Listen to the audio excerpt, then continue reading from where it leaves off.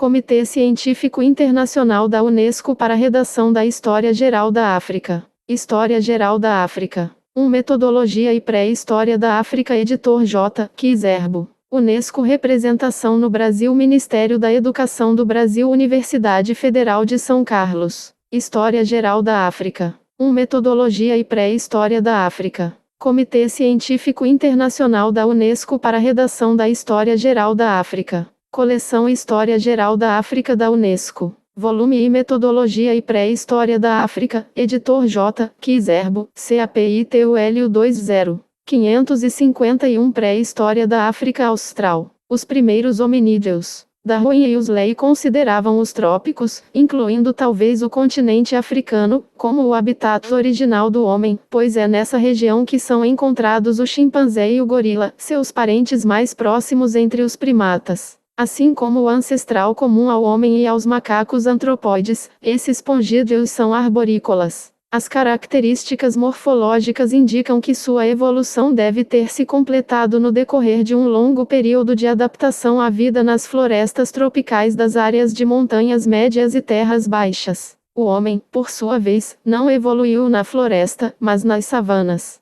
Na África Oriental e Austral, os mais antigos fósseis de hominídeos foram encontrados nas pradarias semiáridas e nas matas de vegetação decídua. Ali, seus ancestrais tiveram de enfrentar problemas de sobrevivência completamente diferentes, contando com recursos em potencial infinitamente mais variados que aqueles de que dispunham os antropóides. Até agora, ainda não se chegou a um acordo sobre a época em que as famílias dos hominídeos e dos pongídeos se diferenciaram. A partir da interpretação dos testemunhos paleontológicos, calculou-se que essa diferenciação ocorreu durante o Cenozoico Antigo, no decorrer do Mioceno Inferior, há aproximadamente 25 milhões de anos. Por outro lado, trabalhos recentes de bioquímica comparada. Pré-História da África Austral. J. D. Clark. 552 Metodologia e Pré-História da África. Dos primatas, cromossomos, proteínas do sérum, hemoglobina e diferenças imunológicas entre o homem, os antropóides e os macacos do Velho Mundo, sugerem que a diferenciação não foi anterior a 10 milhões de anos, talvez nem mesmo a 4 milhões. Poderíamos crer que as evidências fornecidas pelos próprios fósseis fossem mais concretas, mas infelizmente não é o que acontece.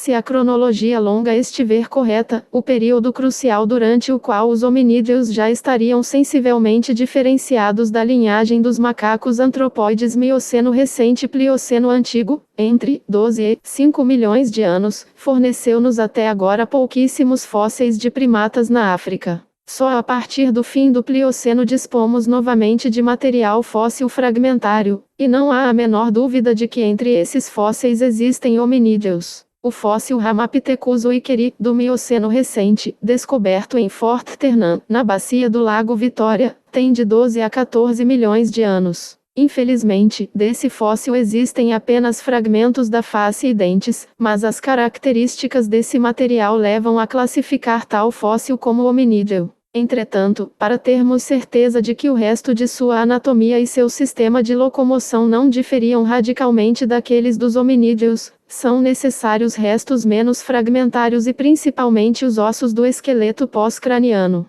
Se esse espécime já se diferenciara suficientemente ou não como hominídeo, é uma questão que deve, portanto, ficar em suspenso pelo menos por enquanto. O Ramapithecus ocupava um habitat onde predominavam florestas galerias, cursos de água e savanas, numa época em que as florestas perenes, que existem hoje somente ao sul da Grande Escarpa na África do Sul, eram muito mais extensas que atualmente. Visto que o Ramapithecus foi descoberto tanto na África Oriental quanto no noroeste da Índia, é provável que vivesse também nas savanas do sul da África. Os primeiros indícios inequívocos da presença de hominídeos remontam a cerca de 5 milhões de anos atrás, época em que os australopitecos ou homens macacos já tinham surgido na parte oriental do Rift Valley. Esses australopitecos ocupavam tanto as savanas do sul quanto as da África Oriental. Acredita-se que os mais antigos fósseis da África do Sul datem do fim do Plioceno ou do Pleistoceno Antigo, entre 2,5 e 3 milhões de anos. A maior parte do Plioceno caracterizou-se por um clima relativamente estável, que facilitou o desenvolvimento e a expansão nas savanas de espécies biologicamente adaptadas. Esse período de relativa estabilidade chegou ao fim com a diminuição da temperatura no mundo inteiro e com grandes movimentos tectônicos e fenômenos vulcânicos, em particular em toda a extensão do Rift Valley. Nessa época, o sistema de drenagem de inúmeras bacias fluviais e lacustres. 553 Pré-história da África Austral. Africanas também sofreu modificações, muitas vezes consideráveis, devido aos dobramentos tectônicos da crosta terrestre. As baixas temperaturas que marcam o início do Pleistoceno foram acompanhadas de uma diminuição do índice pluviométrico e de um ressecamento crescente, de tal modo que a vegetação árida do Karoo alastrou-se no sul da África em detrimento das pradarias e florestas. Essas mudanças importantes no clima e no meio ambiente impuseram aos hominídeos ajustamentos significativos e uma concomitante diversificação morfológica, ditada provavelmente por reações de adaptação às novas pressões ambientais. É certo que nessa época, tendo abandonado a floresta para viver nas savanas em algum momento do Plioceno ou mesmo antes, a forma ancestral dos hominídeos, quer ela fosse quadrúmana ou já parcialmente bípede, havia passado por uma evolução genética relativamente rápida, que lhe permitia adaptar-se a vários nichos ecológicos novos. Eis porque já no Pleistoceno inferior parece ter havido no sul da África pelo menos 3 formas de hominídeos, muito provavelmente da mesma espécie, capazes de se reproduzirem por entrecruzamento. O primeiro fóssil de Australopiteco, uma criança, foi encontrado em 1924 em uma brecha colmatada por calcário numa caverna de Taung, no norte da província do Cabo, na África do Sul. O primeiro indivíduo adulto foi descoberto em 1936, novamente em antigos depósitos de caverna, na região de Krugersdorp, no Transvaal. Desde então, inúmeros fósseis de australopitecos e de outros hominídeos foram descobertos como resultado de trabalhos intensivos empreendidos por equipes no nível dos sedimentos depositados pela água na depressão do Rift na África Oriental e nas profundas cavernas do Planalto Calcário da África do Sul, onde as condições são favoráveis à preservação de fósseis dessa época. Além dessas regiões, o único fóssil relacionado aos australopitecos foi encontrado em Korotoro, na bacia do Lago Chad. Entretanto, atualmente esse espécime é considerado mais recente. Assim, embora muitos fósseis de australopitecos sejam conhecidos hoje, eles provêm de um número limitado de localidades, em sua maioria de cavernas da África do Sul e de sítios do Rift Valley, pois raramente existem condições favoráveis à preservação de ossos. No sul da África, a única localidade importante onde foram descobertos fósseis desse período é Langebaoeg, no oeste da província do Cabo. Esse sítio localiza-se perto do litoral e seu meio ambiente é ao mesmo tempo terrestre e o de um estuário. Encontra-se aí uma fauna abundante e rica em mamíferos africanos de formas arcaicas, que datam de cerca de 3 a 5 milhões de anos. Embora ainda não tenha sido encontrado nenhum traço de hominídeo, existem fósseis de primatas. É bem possível que as pesquisas futuras possam revelar restos de hominídeos para comparação com outros da mesma época provenientes da África Oriental. 554 Metodologia e pré-história da África. Figura 21 Localização dos depósitos fauresmitienses e sangoenses na África Austral. Apud Clark, J. D. The Prehistory of Africa. Londres, Thames and Hudson, 1970. Fig. 21. Figura 22 Depósitos de fósseis humanos do Pleistoceno Superior e alguns do Pós-Pleistoceno na África Austral. Apud Clark, J. D. The Prehistory of Africa. Londres, Thames and Hudson, 1970. Fig. 25. 555 Pré-história da África Austral. Fósseis. Em muitas regiões africanas, como na região das densas florestas da África Ocidental, os solos ácidos, a erosão e outros fenômenos impediram a preservação de fósseis. No entanto, existem boas razões para crer que várias formas diferenciadas de hominídeos habitavam as savanas tropicais há 2 ou 3 milhões de anos atrás. Na África Oriental, a datação dos fósseis tem se tornado cada vez mais precisa graças aos métodos radiométricos e à cronologia das reversões paleomagnéticas. Até agora, os fósseis da África do Sul só puderam ser datados por cronologia relativa, através de comparações paleontológicas e geomorfológicas. As estimativas mais recentes, baseadas no estudo de suínos, elefantes e hienas, indicam que os mais antigos fósseis do Transvaal têm pelo menos 2,5 milhões de anos.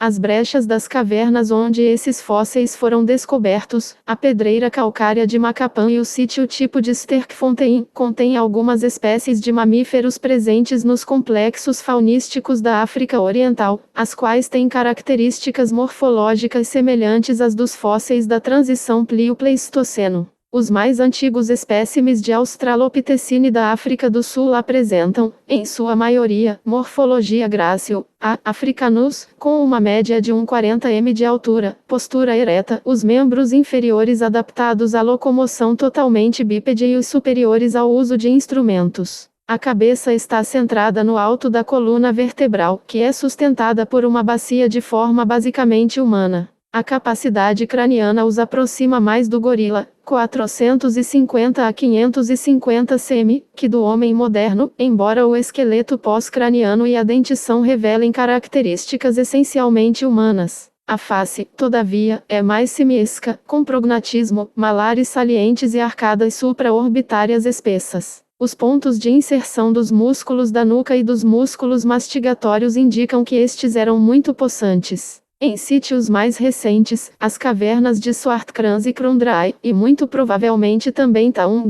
como se acredita hoje, o tipo predominante é muito mais robusto, A. robustus. Trata-se de indivíduos bem mais pesados, com aproximadamente 68 kg. Os do sexo masculino têm cristas ósseas, uma no alto outra na base do crânio, o que permitia a inserção de possantes músculos mastigatórios e da nuca. Acreditava-se que as formas mais antigas fossem todas do tipo grácil, A. africanus, e as mais recentes todas robustas, A. robustus. Estudos antropométricos recentes, porém, mostram que a diferenciação não é tão clara como se pensava, sabendo-se hoje que ambas as formas podem ser contemporâneas. Isso ocorre em pelo menos um dos sítios da África do Sul, Macapã. Acontece o mesmo no Pleistoceno inferior da África Oriental. Os fósseis descobertos nessa região parecem indicar que a diferenciação entre estas 556 metodologia e pré-história da África. Figura 23 principais depósitos de fauna e fósseis humanos do fim do Plioceno. Fauna. Fósseis humanos ao início do Pleistoceno. Na África Austral, Apud Clark, J. D. The Prehistory of Africa. Londres, Thames and Hudson, 1970. Figs. 9. Figura 24 Localização dos principais depósitos acheulenses na África Austral. Acheulense inferior. Superior a Apud Clark, J. D. The Prehistory of Africa. Londres, Thames and Hudson, 1970. Figs. 18. 557 Pré-história da África Austral. Duas linhagens, a partir de um ancestral comum mais próximo da forma grácil, pode ter acontecido há 5 milhões de anos. Recentemente, em 1972, na parte nordeste da bacia do Lago Turkana, foram encontrados um crânio, com uma capacidade craniana de aproximadamente 810 cm2, ossos longos e outros fragmentos de ossos cranianos e pós-cranianos, que datam de um período entre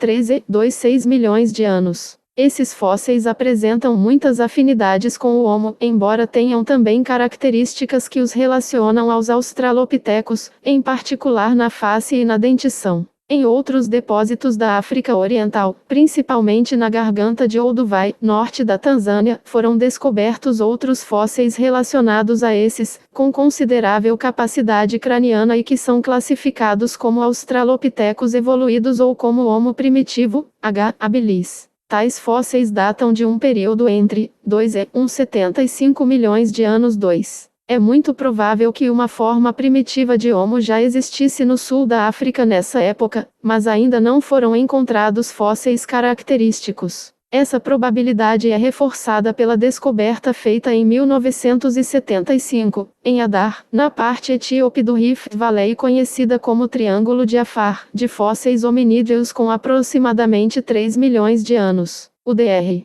D. Johansson sugeriu que os 12 indivíduos descobertos poderiam pertencer a 3 taxas diferentes. Um hominídeo grácil representado por um esqueleto muito bem preservado, uma forma robusta semelhante ao robustus e uma terceira forma identificada pelos maxilares superior e inferior, mais próxima do Homo sapiens. Se esse fato fosse confirmado, poderia concluir-se que a linhagem Homo já estava diferenciada dos australopitecíneos há 3 milhões de anos. O modo de vida dos primeiros hominídeos. Embora muitos fósseis de hominídeos australopitecos tenham sido encontrados em cavernas da África do Sul, parece pouco provável, até mesmo improvável, que os sítios onde foram descobertos fossem seus locais de habitação. Pensava-se que os hominídeos habitavam as profundas cavernas calcárias do Transvaal e que os ossos fósseis ali encontrados fossem restos de animais que eles tinham levado para as grutas para fazerem armas e outros instrumentos. No entanto, é mais provável que os produtos dessa indústria osteodontoquerática. 2. Acredita-se atualmente que o fragmento facial e o palato encontrados em Chesoanja, na bacia do Lago Baringo, tenham mais de 3 milhões de anos. Como esses fragmentos apresentam algumas características que os ligam ao Homo, espécie indeterminada, é possível que pertençam a uma época próxima àquela em que a linhagem Homo começou a se diferenciar dos australopitecíneos. 558 Metodologia e pré-história da África. Como é denominada, constituam apenas os restos da alimentação de algum carnívoro. Estudos cuidadosos dos restos de fauna da jazida de Swartkrans indicam que o acúmulo de fósseis de australopitecos e de outros mamíferos nas grutas pode ter várias causas, sendo a mais provável a atividade predatória de grandes carnívoros, como leopardos ou tigres. Entretanto, ainda não se chegou a um consenso sobre esse ponto. Cf. Capítulo 17, segunda parte. Como a maioria dos materiais são rapidamente destruídos, exceto em circunstâncias excepcionais, dos primeiros artefatos do homem só sobreviveram os que são feitos de pedra. No entanto, nas brechas das cavernas da África do Sul, Macapá, Sterkfontein, onde foram descobertos os fósseis dos hominídeos mais antigos, não aparece nenhum artefato lítico reconhecido como tal, embora tenham sido encontrados utensílios de pedra em 3 sítios de hominídeos na África Oriental, que datam de 2,5 milhões de anos ou mais. Na África Oriental, os sítios de habitação localizavam-se perto das margens de um lago ou de um curso de água que desembocava num lago. Tais sítios podem ser reconhecidos por uma concentração localizada de ossadas e artefatos de pedra. Considerando a variedade de espécies e o número de animais evidenciados pelos restos de ossos sistematicamente partidos encontrados nesses depósitos, não há dúvida de que se trata de vestígios de atividades coletivas, caça e necrofagia, dos hominídeos, que usavam os instrumentos de pedra para, entre outras coisas, cortar a carne, os ossos e também os alimentos vegetais, que deviam constituir a maior parte de sua dieta.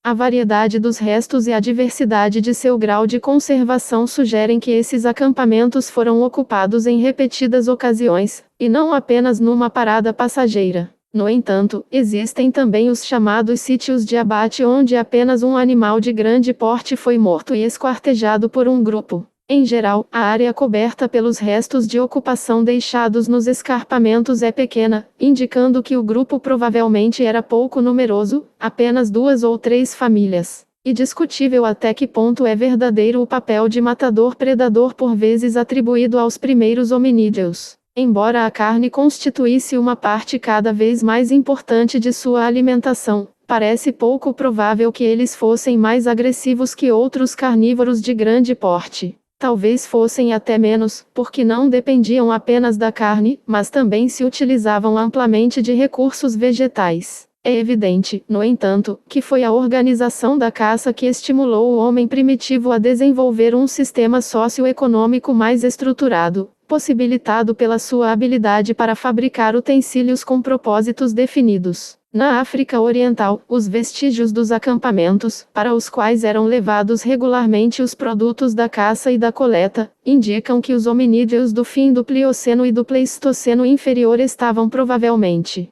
559 pré-história da África Austral, organizados em grupos sociais flexíveis, cuja composição poderia mudar com frequência. Esses grupos deviam manter-se unidos pela prática de compartilhar o alimento e pela fase em que os jovens dependiam de seus pais para alimentação e aprendizado, como as crianças de hoje. As atividades que provavelmente levaram os hominídeos a trabalharem a pedra para obter lascas afiadas foram a caça e o consumo da carne. A caça exigia organização e comunicação eficazes entre os participantes, o que levou, com o passar do tempo, ao desenvolvimento da linguagem. A divisão de tarefas entre homens e mulheres deve ter começado mais ou menos nessa época. Os homens passaram a se dedicar à caça e as mulheres à coleta de alimentos e aos cuidados com as crianças. Se as cavernas do Transvaal não eram os locais de habitação dos hominídeos, mas a despensa de algum outro carnívoro de grande porte, do qual os próprios hominídeos podem ter sido às vezes vítimas, parece provável, no entanto, que os australopitecos vivessem nas suas imediações.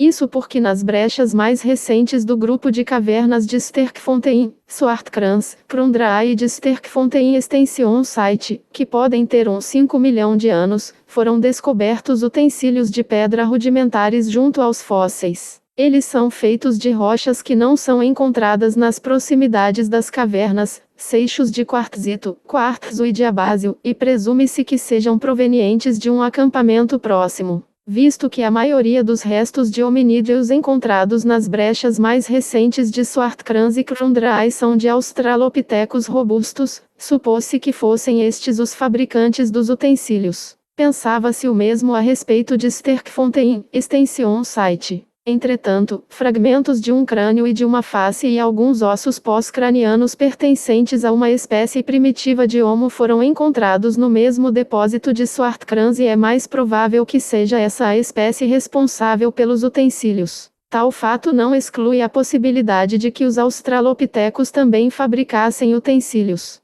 Um recente experimento realizado em Bristol demonstrou de maneira pitoresca que um jovem orangotango podia fazer lascas a fim de obter comida, depois de lhe ter sido ensinado o processo e de ele ter percebido o uso possível das lascas. Como os fósseis de australopitecos e de Homo são encontrados nas mesmas localidades na África Oriental e Meridional e como ocupavam nichos ecológicos idênticos ou muito semelhantes, é ainda mais provável que o Australopithecus robustus fosse capaz de fabricar utensílios rudimentares, como aqueles que pertencem à mais antiga indústria conhecida, a olduvaiense, embora se possa duvidar de que ele tivesse capacidade intelectual para tanto e a fabricação de utensílios pareça relacionada mais especificamente com o surgimento de formas primitivas do Homo habilis e outros, há aproximadamente 2,5 milhões de anos. 560 Metodologia e pré-história da África. Os primeiros utensílios de pedra.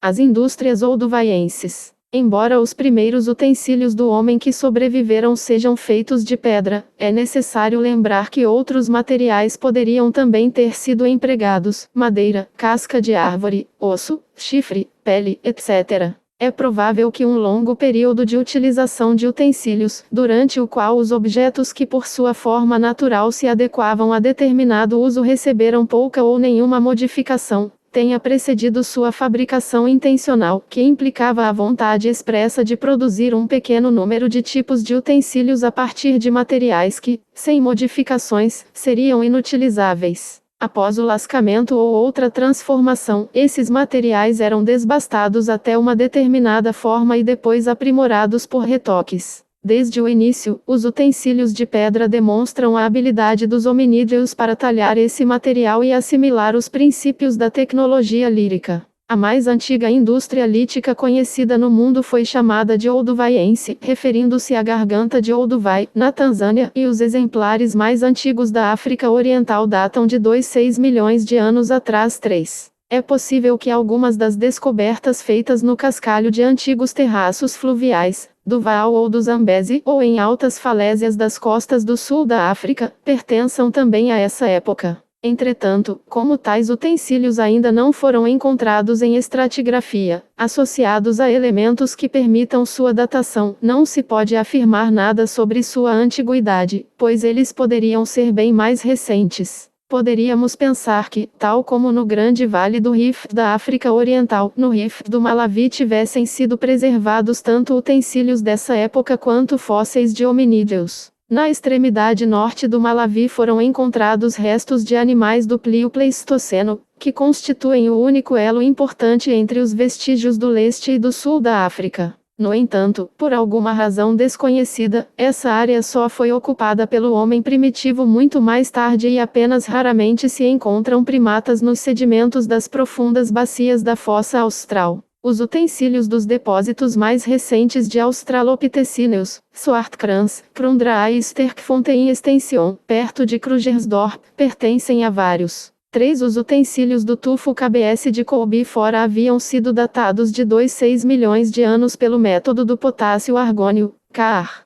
Entretanto, resultados mais recentes e correlações da fauna com a formação de Xunguna, na bacia do Horno, e com a de Colby fora, no lago Turkana, indicam que sua antiguidade pode ter sido superestimada e que uma datação mais provável seria 8 milhão de anos. 561 Pré-história da África Austral. Tipos característicos. Choppers obtidos pela retirada de lascas de uma ou duas faces de um seixo ou de um pequeno bloco, formando um bordo afiado irregular. Poliedros que mostram com frequência sinais de golpes, mostrando terem sido feitos através de violenta martelagem. Instrumentos com base plana e borda de preensão arredondada com uma borda ativa feita em parte da circunferência, formando um raspador. Lascas adequadas para cortar e despedaçar e núcleos de onde essas lascas foram intencionalmente debitadas. Em geral, as lascas e os resíduos de preparação são geralmente raros em Sterkfontein Extension e em Swartkrans, o que reforça a suposição de que não se trata de lugares de habitação. No entanto, à medida que prosseguem as escavações sistemáticas nas brechas desses sítios, revelando conjuntos mais completos de utensílios, podemos esperar obter maiores dados sobre os artefatos dos primeiros hominídeos. Comparados com as indústrias dos sítios da África Oriental, esses utensílios da África do Sul revelam características mais próximas do Olduvaiense recente que do antigo. Portanto, podem ser considerados como pertencentes ao Olduvaiense evoluído. Na África Oriental, o Olduvaiense evoluído mais antigo data de aproximadamente uns 5 milhões de anos atrás. Tomando por base também os restos de animais fósseis, admite-se hoje que os sítios mais recentes de australopitecos da África do Sul pertencem a essa mesma época. 4. Estão presentes então duas linhagens bem distintas de hominídeos. A do Australopithecus robustus e uma outra, correspondente aos primeiros representantes da verdadeira linhagem Homo,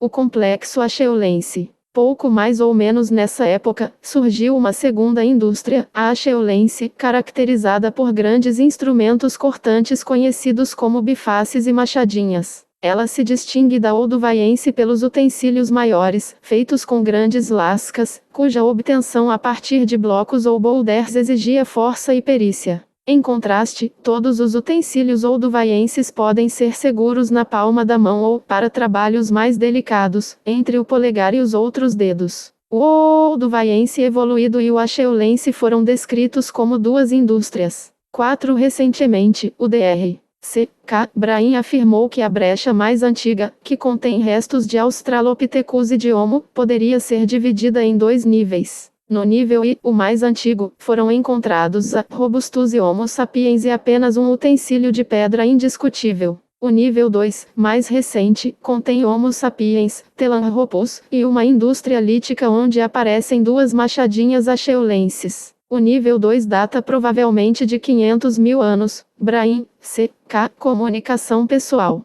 562 Metodologia e pré-história da África. Contemporâneas, algumas vezes encontradas sob uma forma olduvaiense pura ou acheulense pura e algumas vezes misturadas, em proporções variáveis, no mesmo sítio. Essas duas tradições tecnológicas têm sido interpretadas de maneiras diferentes. Já foi sugerido que cada uma delas é produto de uma espécie diferente de hominídeos, ou ainda, que são o resultado de atividades diversas que exigiam conjuntos de utensílios diferentes, relacionados com padrões de comportamento distintos. Ver capítulo 19. Essas duas tradições persistem e são encontradas em inúmeras combinações até por volta de 200 mil anos, ou seja, bem depois da extinção do Robustus em consequência de sua competição com o Homo. Por essa razão, adotamos aqui a tese de que a existência desses dois tipos distintos de utensílios se deve a diferenças de atividades ou de modos de exploração de recursos e a escolhas baseadas na tradição ou em preferências individuais, tendo sido tais artefatos produzidos por apenas uma população de hominídeos, conforme as circunstâncias exigiam. O aparecimento relativamente repentino do Acheulense indica, portanto, que novos recursos estavam sendo explorados ou que melhores métodos tinham sido inventados para utilizar os recursos até então explorados com utensílios do tipo olduvaiense.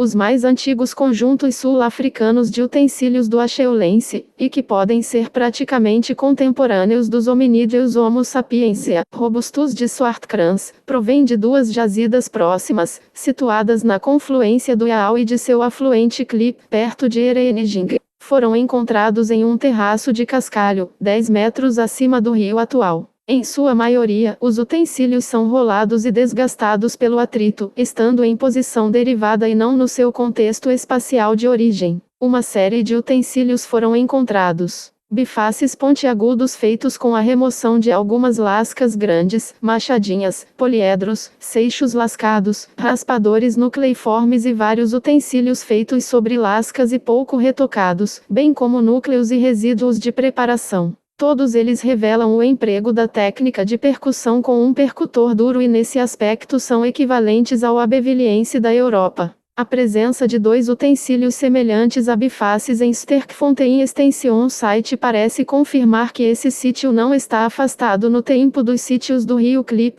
Reverse e Kliplatdrift. Algumas descobertas de outros conjuntos de utensílios de aparência antiga foram feitas em diversas partes do sul da África, por exemplo, em antigos terraços fluviais de Stellenbosch, na província do Cabo, ou perto de Livingstone, em Zâmbia. São, porém, incompletos e datados de maneira imprecisa. 563 Pré-História da África Austral. Figura 25 Acheulense inferior, Sterkfontein. Biface, lasca cuboide e 2 núcleos, Apudmason, R. Prehistory of the Transvaal. Joanesburgo, Witwatersrand University Press, 1962. Fig. 83. Figura 26 Utensílios do Acheulense Superior, de Calambo Falls, datados de mais de 190 mil anos BP. Os utensílios grandes são feitos de quartzito e os pequenos de sílex negro. 1. Raspador convergente. 2. Raspador côncavo. 3. Raspador denticulado. 4. Machadinha com arestas divergentes. 5. Faca sobre lasca com bordos retocados. 6. Machadinha com arestas paralelas. 7. Biface oval. 8. Esferoide. 9. Furador. 10. Biface oval alongado. 11. Biface lanceolado. Figura 27 Utensílios provenientes dos depósitos de Oiesonsport. 1, 2, 4 e 5. Segmentos de círculo com bordo de preensão retocado. 3. Trapézio com bordo de preensão retocado. 6. Núcleo levaloisiense. 7. Buril. 8. Artefato retocado. 9. Furador. 10 e 13. Pontas bifaces. 11. Raspador. 12. Raspador bilateral. Os exemplares 2, 3 e 5 provêm de Oiesonsport. Todos os outros provêm da caverna do túnel, Apud Sampson, C.G. Testone Age Archaeology of Southern Africa. Nova York, Academic Press, 1974. Fig. 84. 564 Metodologia e Pré-História da África. Em algum ponto, entre 1.700.000 anos atrás, a primitiva linhagem Homo, representada pelo crânio hominídeo 1470 de Colby fora, a leste do lago Turkana, e pelos fósseis de Homo habilis da garganta de Olduvai, da bacia do Horno e de outros sítios, foi suplantada por um tipo mais robusto e com maior capacidade craniana, conhecido como Homo erectus. Na mesma época, ou um pouco antes, tinha havido uma rápida difusão de grupos hominídeos em direção ao norte da África e, fora do continente africano, na Europa e na Ásia. Fósseis do Homo erectus e restos de sua cultura são encontrados em várias partes do Velho Mundo, bastante distanciadas umas das outras. Na África, foram descobertos fósseis de Homo erectus na parte superior do bed 2 da garganta de Olduvai, uma forma com cérebro desenvolvido, em Melka Conturé na Etiópia e em sítios no litoral e no interior da região noroeste da África e no Maghreb, onde estão associados a indústrias do acheulense antigo.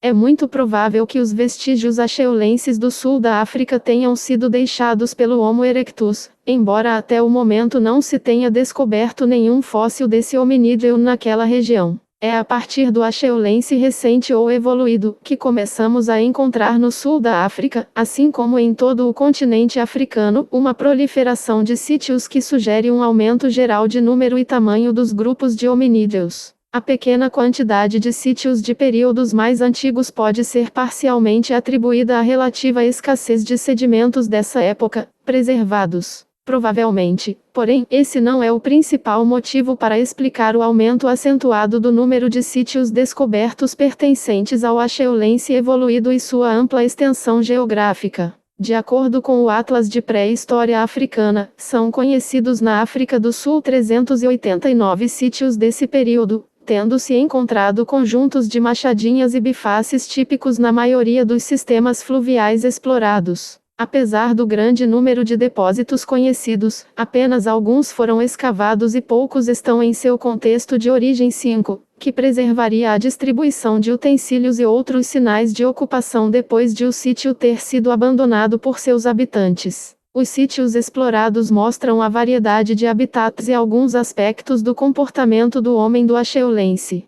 Nenhum desses sítios foi ainda datado com precisão, pois sua idade ultrapassa em muito o alcance da datação pelo radiocarbono. Além disso, as rochas e os sedimentos com os quais estão. 5. Por exemplo, grandes quantidades de utensílios acheulenses foram encontradas na parte ocidental do vale do rio Vaal e de muitos de seus afluentes. Apesar de alguns desses conjuntos de utensílios testemunharem mudanças tecnológicas interessantes, todos foram deslocados pela erosão e estão em contexto espacial derivado. 565 Pré-história da África Austral. Associados não se adequam ao método do potássio-argônio ou ao da cronologia baseada nas reversões paleomagnéticas. O sítio localizado mais ao norte é o de Kalambo Falls, na fronteira entre Zâmbia e Tanzânia, na África Central, onde uma excepcional série de circunstâncias permitiu a conservação de madeira em vários níveis de ocupação. É possível datar essa madeira, e uma amostra de uma das camadas mais recentes foi datada de 190 mil anos através do método da racemização dos aminoácidos, J-BADA, comunicação pessoal. Essa data corresponde àquela que foi obtida em Isimila, na Tanzânia Central, onde uma série estratificada acheulense semelhante foi datada de cerca de 260 mil anos pelo método do urânio-tório. É improvável que alguma dessas indústrias seja anterior a 700 mil anos, quando terminou a última grande época de reversão paleomagnética, época de Matuyama, nem mais recente que 125 mil anos, quando começou o último período interglaciário, Eemiano, durante o qual surgiram indústrias mais avançadas. Portanto, pertencem essencialmente à época definida como Pleistoceno Médio.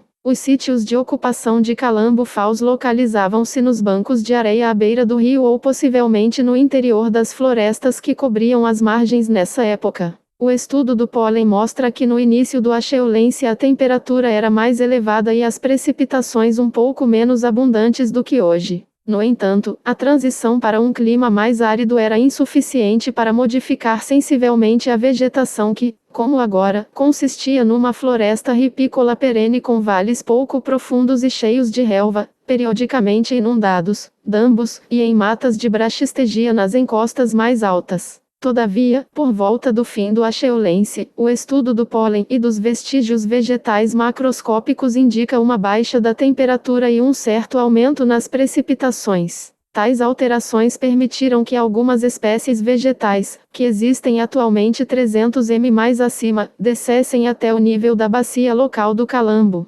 Acredita-se que cada um dos níveis de habitação era ocupado apenas durante uma ou duas estações. Depois a superfície era coberta por depósitos de areia, barro e lama do rio, sobre os quais se estabelecia uma nova ocupação. Esses horizontes mostram concentrações claramente delimitadas, onde foi encontrado um grande número de bifaces e machadinhas, muitos utensílios feitos sobre lascas retocadas, raspadores nucleiformes e, em menor quantidade, picões, poliedros e esferoides. Associados a esta indústria lítica, encontraram-se vários utensílios de madeira. Um chuço, bastões de cavar, bastões curtos e pontiagudos, provavelmente usados também para cavar, um utensílio fino em forma de lâmina e fragmentos de casca de árvore que podem ter sido usados como bandejas. Alguns desses horizontes fornecem numerosos traços do uso do fogo. Troncos de árvores carbonizados. 566 Metodologia e pré-história da África. Carvão vegetal, cinzas e concentrações ovais, côncavas, de grama e de plantas lenhos as partidas e carbonizadas que poderiam ter servido de leitos. Além disso, havia grande quantidade de grãos e frutos carbonizados pertencentes a gêneros e espécies de plantas comestíveis que ainda hoje crescem na bacia do Calambo. Como essas plantas amadurecem no fim da estação seca, setembro e outubro, presume-se que tais instalações acheulenses eram acampamentos ocupados durante essa estação. Nenhum resto de fauna foi preservado em Calambo Falls. Em Moanganda, porém, perto de Karonga, na extremidade noroeste do Lago Malawi, existe um outro sítio do Pleistoceno Médio, onde, próximo a um curso de água que corre na direção leste até o lago, foi esquartejado um elefante. Ao que parece, pelo menos 3 grupos de indivíduos tomaram parte nessa atividade, pois foram descobertos 3 conjuntos distintos de ossos, cada um deles associado a utensílios de pedra utilizados naquele local e depois abandonados. Esses utensílios são, em sua maioria, lascas com poucos retoques, pequenos raspadores e alguns seixos lascados.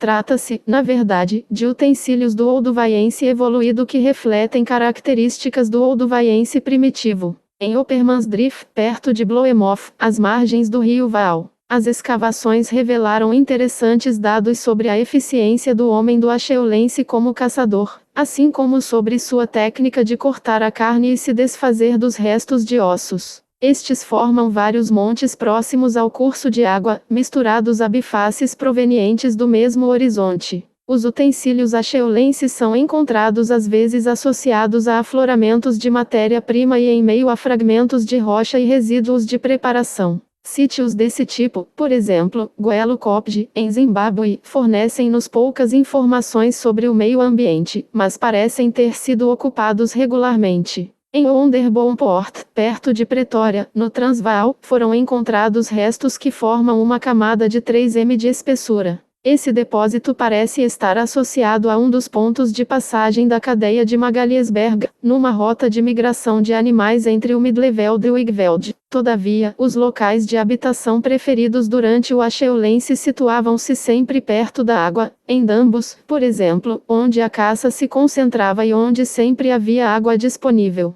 Um sítio desse tipo existe em Kabwe, Brokenhill, próximo ao famoso Kopje onde foram descobertos o crânio e outros restos do Homo rhodesiensis. Nesse local, foram encontrados alguns grandes utensílios cortantes junto a esferoides e inúmeros utensílios pequenos de quartzo. Em Lochard, no Zimbábue, na região drenada pelos rios Zambezi e Limpopo, há um outro sítio localizado em Undambo, que ainda não foi. 567 Pré-história da África Austral. Escavado mas onde foram encontrados muitos bifaces e machadinhas. Um outro exemplo é a localidade de Cornélia, no norte do estado livre de Orange, África do Sul. Ao contrário dos 2 depósitos anteriores, em Cornélia encontraram-se muitos vestígios de fauna, alguns dos quais podem estar relacionados com uma indústria que compreende alguns bifaces e machadinhas e um certo número de poliedros, seixos lascados e pequenos utensílios. Os animais, em particular búbalos gigantes, foram provavelmente empurrados para o lamaçal dos dambos e então mortos. Há razões para crer que nessa época o Highveld era bem irrigado e coberto por relva curta, com bosques esparsos e florestas ribeirinhas, não muito diferente do que é hoje.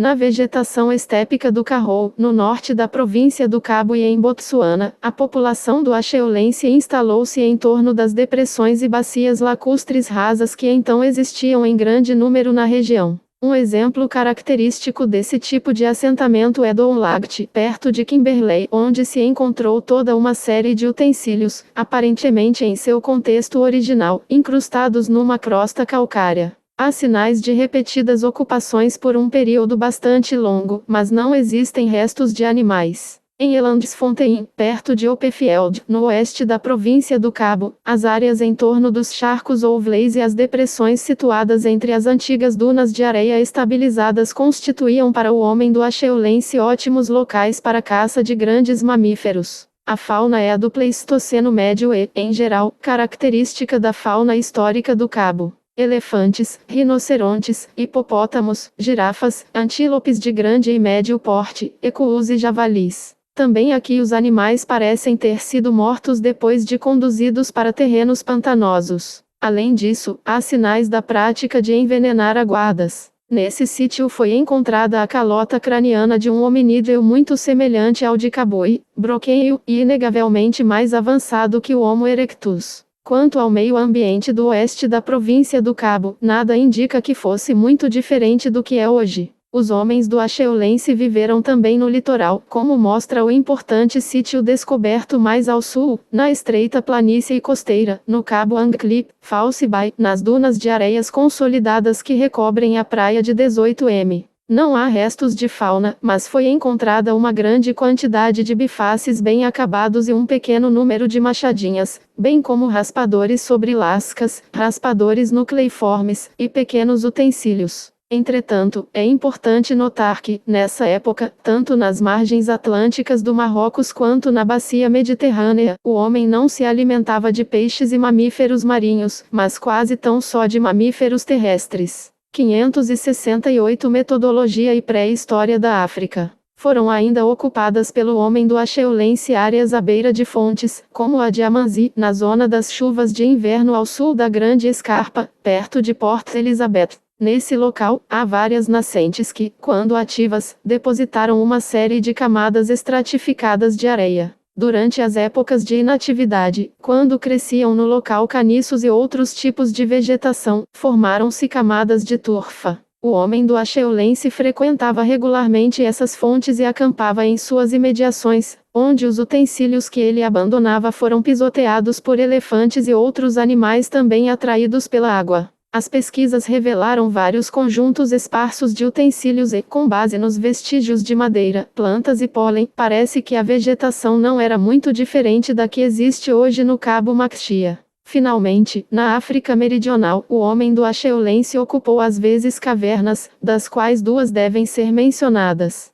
A primeira, Cave of the Arts, situa-se em Macapá, no Bushveld do norte do Transvaal, e contém 9m de depósitos com fogueiras e níveis de ocupação acheulense. A análise dos sedimentos indica que as chuvas eram mais abundantes então do que agora. A fauna pertence em geral ao Pleistoceno médio e assemelha-se à do Bushveld atual. Neste depósito encontrou-se também um fragmento de maxilar humano, de um indivíduo jovem que pode ter afinidades com os fósseis neandertaloides ou talvez rhodesioides 6. Os artefatos assemelham-se aos de Calambo Falls, Angklip e outros sítios onde foram descobertos grandes utensílios cortantes junto a um bom número de artefatos pequenos. A segunda caverna é a de Montagu, no sul da província do Cabo, e fica próxima a uma nascente e a um curso de água permanentes, no meio da vegetação de Maqui. Ela também apresenta uma série de camadas de ocupação superpostas do Acheulense recente, mas infelizmente nenhum resto de fauna. Esses diversos sítios constituem bons exemplos dos diferentes tipos de habitats ocupados e da variedade do instrumental acheulense do Pleistoceno médio. Todos os habitats têm certas características em comum. Todos se situam em campo aberto, desde matas decíduas, Calambo Falls e Cabu e Broqueio, até pradarias e parques naturais, Lochard e Cornélia, e Maquis, Montagu e Amanzi. Todos se localizam perto da água, onde as árvores forneciam sombra e frutos comestíveis e a caça tendia a se concentrar à medida que a estação seca avançava. Todos ficam em locais onde hoje existem associações de vários tipos distintos de vegetação, ou seja, áreas chamadas ecótones. Se o quadro geral era o 6 ver p. 581, 569 pré-história da África Austral. Mesmo no passado, como indicam os vestígios atuais, todos esses diferentes tipos de vegetação poderiam ser explorados não muito longe dos locais de habitação. Nas áreas em que a fauna foi preservada, nota-se que havia uma predileção por animais de grande porte, como elefantes, hipopótamos, girafas, grandes bovídeos e ecus. Mas também aparecem restos de pequenos bovídeos, suínos, etc. Uma grande variedade de matérias-primas foi usada na fabricação de utensílios de pedra, dependendo do material disponível no local. Isso demonstra que o homem do Acheulense possuía grande versatilidade e habilidade para lascar muitas rochas usando percutores duros e moles, e para fabricar utensílios bem talhados e refinados. Demonstra também sua habilidade em selecionar, entre as diversas técnicas, a mais adequada ao material que estava sendo usado. Nas áreas onde grandes seixos de sílex ou quartzito constituíam a matéria-prima, eles faziam os bifaces lascando diretamente o seixo. No entanto, quando era necessário usar blocos de pedra maiores, desenvolveram vários métodos engenhosos que preparavam e lascavam um núcleo de tamanho considerável a fim de obter grandes lascas, com as quais eram feitos os bifaces e as machadinhas. No sul da África, é provável que o Acheulense recente tenha tido uma duração quase igual a desse período na África Oriental, onde se estendeu de 700.000 a 200.000.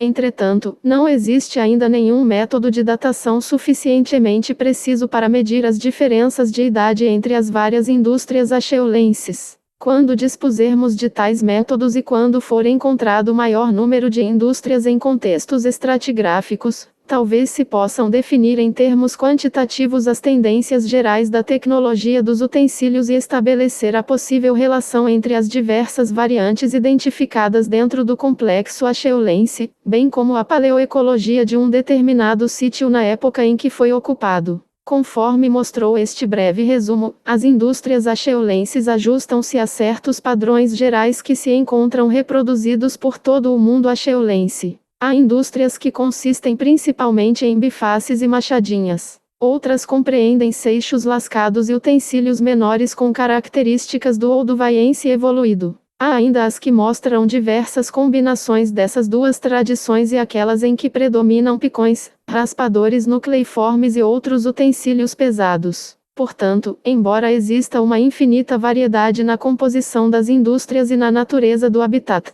cite por exemplo, pseudo-levalloisiense, proto-levalloisiense, levalloisiense de Taschengit de Combeoa, ver Bresilon, M.N. La Denomination des Objets de Pierre Tailley, Galia Préhistoire, Paris, Supl. 4, p. 79, 96 e 101-2. 570 Metodologia e Pré-História da África e de seus recursos. Certas características gerais parecem comuns ao acheulense como um todo, indicando que o modo de vida não variou quase nada de um extremo a outro no mundo dos bifaces. O panorama do comportamento dos hominídeos no Pleistoceno Médio mostra-nos grupos de caçadores-coletores, em geral com o mesmo estilo de vida e que tendiam a se agrupar e a estabelecer comunicação entre si com certa eficiência. Viviam em grupos maiores que nas épocas anteriores e ocupavam determinadas áreas com mais regularidade, seguindo um padrão sazonal estabelecido. A estrutura social deveria ser ainda flexível, permitindo a livre circulação de indivíduos e ideias. No entanto, grandes áreas do continente, inclusive as florestas, permaneciam despovoadas. A distribuição esparsa do conjunto da população implicava provavelmente o isolamento quase total de cada um desses grupos em relação a seus vizinhos. O acheulense final ou fauresmitiense sabe-se há muito tempo que certas indústrias existiram nos planaltos elevados do interior do continente. Elas se caracterizam pela presença de bifaces bem acabados e geralmente de tamanho menor, de uma grande série de utensílios feitos sobre lascas, de raspadores nucleiformes e de um número relativamente pequeno de machadinhas. É provável que sejam de uma época mais recente que o acheulense visto acima. Nesse caso, representam possivelmente um estágio final da tradição dos bifaces. Entretanto, a maioria delas consiste em coleções de superfície e que, por esse motivo, podem estar misturadas com materiais mais recentes.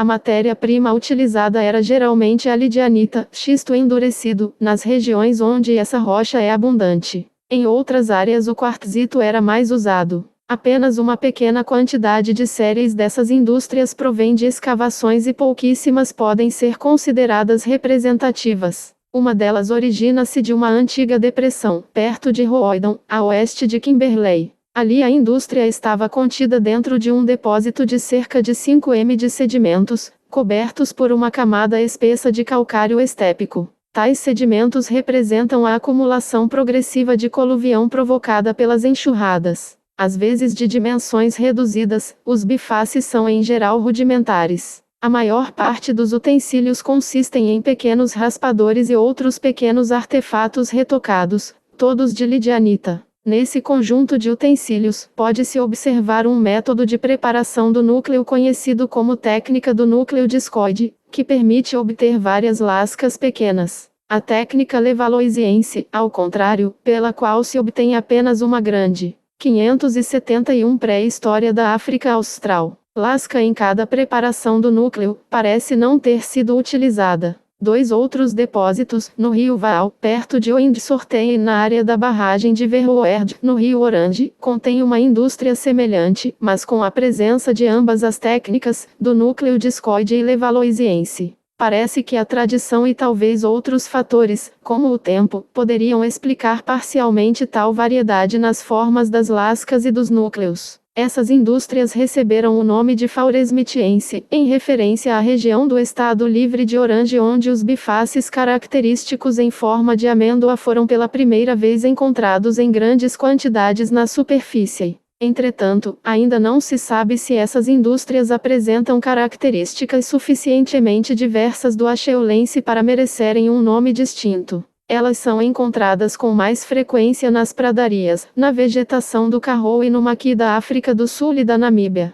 A única indicação de sua provável idade é uma datação do carbonato de Rovidon feita pelo método do urânio-tório, que indicou 115.000–10.000 anos BP. 8 Permanece desconhecida a época em que as indústrias fauresmitienses foram suplantadas por uma nova tradição ou um novo complexo tecnológico, concentrado na produção de utensílios feitos sobre lascas e lâminas e que marca o início da Middle Stone Age. E possível que essa mudança tenha ocorrido entre 100.000 e 80.000. Nas regiões da África Central com precipitações pluviométricas maiores e vegetação mais densa, o acheulense recente foi substituído, não pelo fauresmitiense, mas por indústrias que apresentavam uma grande quantidade de utensílios pesados, picões, bifaces, seixos lascados e raspadores nucleiformes. Evidentemente, esses tipos de utensílios já apareciam nas indústrias acheulenses. No entanto, com exceção de uma facies pouco conhecida, nessa época jamais tinham prevalecido sobre os demais. Mais tarde, porém, esse equipamento pesado tornou-se predominante nas áreas de maiores precipitações e temperaturas mais elevadas, onde se encontra junto com uma série de utensílios leves feitos sobre lascas e fragmentos. Ele é encontrado em Zâmbia, Zimbábue, partes do sudeste da África, em particular na planície de Moçambique, e nas regiões costeiras de Natal, e pertence ao chamado complexo sangoense.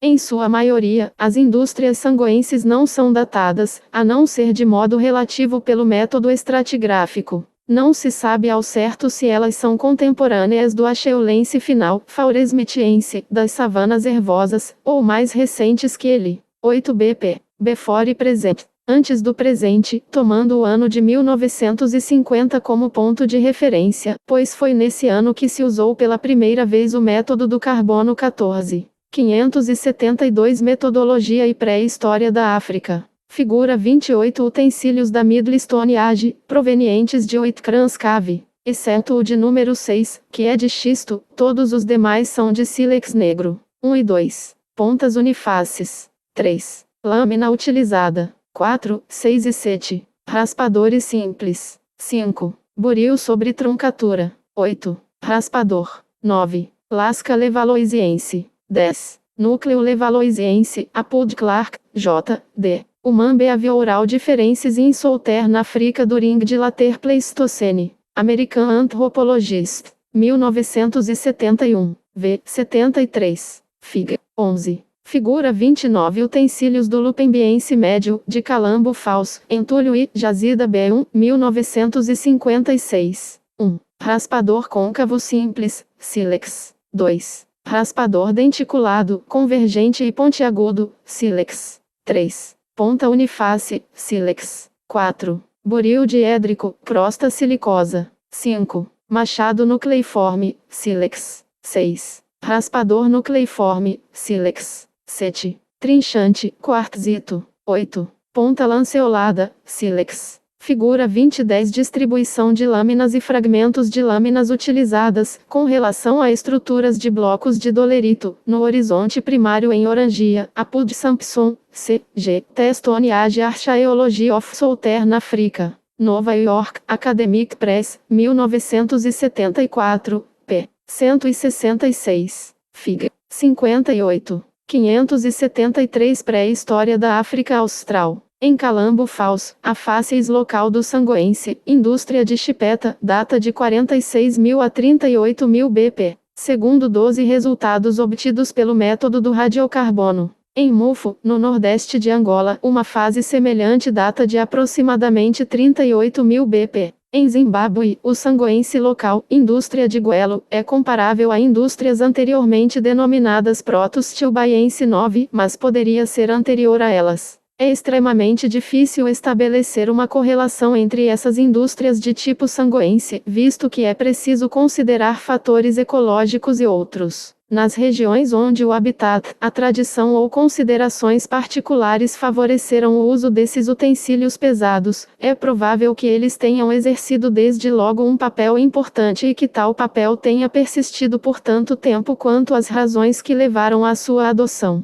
Não se pode negar a existência de uma correlação entre esse tipo de utensílios e áreas com maior precipitação pluviométrica e, consequentemente, vegetação mais densa. Portanto, esses elementos pesados podem ser considerados mais como resultantes de determinações ecológicas que como representantes de um determinado período ou estágio cultural na evolução do instrumental lítico. Como essas indústrias sangoenses estão ligadas a áreas de vegetação mais densa, pode-se esperar que suas primeiras manifestações tenham sido contemporâneas, nessas regiões, dos estágios finais do Acheulense, Fauresmitiense nas savanas hervosas e que não tenham ocorrido em habitats mais abertos, nos quais, como vimos, era enfatizada a fabricação de outros tipos de utensílios. Indústrias de tipo sangoense foram descobertas em Zâmbia, Malawi, Zimbábue, Moçambique e Angola, bem como no norte e no sudeste da África do Sul. No Fauresmitiense e no sangoense, portanto, podemos perceber o começo de uma especialização regional dos utensílios, que reflete padrões de adaptação diferentes conforme se trate de pradarias, florestas claras ou florestas densas.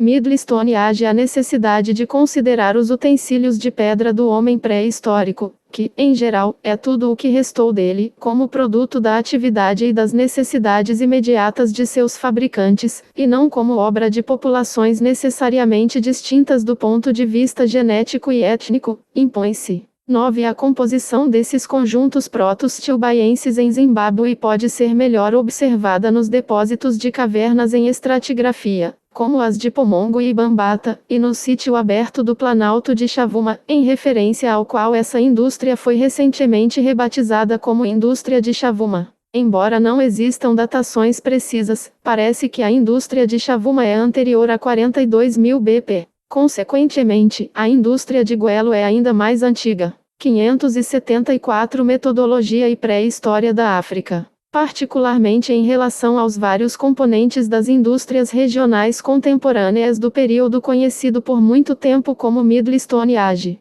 Para classificar um complexo como pertencente a Middle Stone Age tomavam-se por base principalmente certas características técnicas e tipológicas, bem como o fato de que, do ponto de vista da estratigrafia, ele se situava entre a Early Stone Age e a Late Stone Age. Esses termos evolucionistas, cronoestratigráficos, têm pouco significado atualmente, pois sua definição permanece tão insatisfatória quanto na primeira vez em que foram usados. Além disso, a datação pelo radiocarbono tem demonstrado que os estágios tecnológicos sobre os quais se fundamentam esses conceitos são antes conjecturais que reais e que as técnicas e os tipos de utensílios que eram seu produto final transcendem limites horizontais tão artificiais como esses. Como seu trabalho está intimamente ligado aos artefatos de pedra, o pré-historiador tende às vezes a negligenciar o fato de que eles representam apenas uma fração de uma vasta gama de materiais e utensílios que não foram preservados. Se esses materiais e instrumentos que se perderam estivessem disponíveis para estudos, certamente modificariam drasticamente nossas concepções sobre a tecnologia pré-histórica.